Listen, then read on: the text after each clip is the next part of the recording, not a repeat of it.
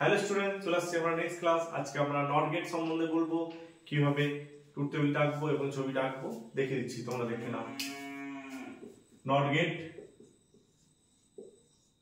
খুব ইজি, এটা ইনপুট একটাই থাকে, নট গেটের ইনপুট একটাই থাকবে। দেখে নাও ছবিটা, যদি আমি এখানে a ইনপুট দিই তা আউটপুট বেরোবে c ইকুয়াল টু a বার।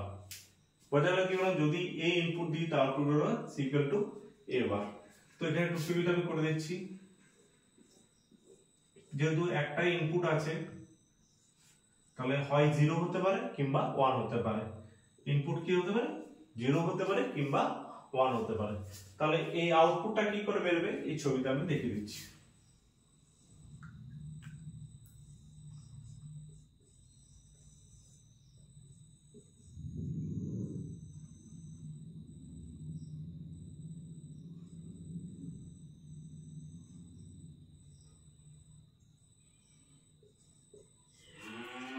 তো এখানে ছবিটা এঁকে দিলাম, প্লাস আর মাইনাস ল্যাম্পে আছে। যদি এটা এখানে লিখলাম, এটা কি হবে তার উপর ডিপেন্ড করে চলছে।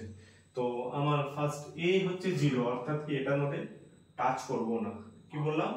এ 0 মানে এটা টাচ, অর্থাৎ প্লাস আর মাইনাসের মধ্যে শর্ট সার্কিট হচ্ছে না, অর্থাৎ ল্যাম্পটা জ্বলছে।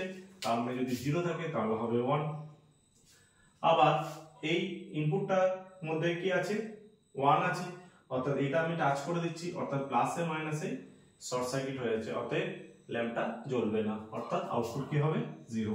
তাহলে এক কথা হচ্ছে ইনপুট আউটপুটের বিপরীত হবে, অর্থাৎ ইনপুট যা থাকবে আউটপুটের বিপরীত হবে, আউটপুটটা বিপরীত হবে সবসময়। মনে থাকবে, যদি 0 থাকে তাহলে 1 হবে, যদি 1 থাকে তাহলে 0 হবে। আশা করি তোমাদেরকে বুঝতে পারলাম। নট গেট সবচেয়ে ইজি গেট।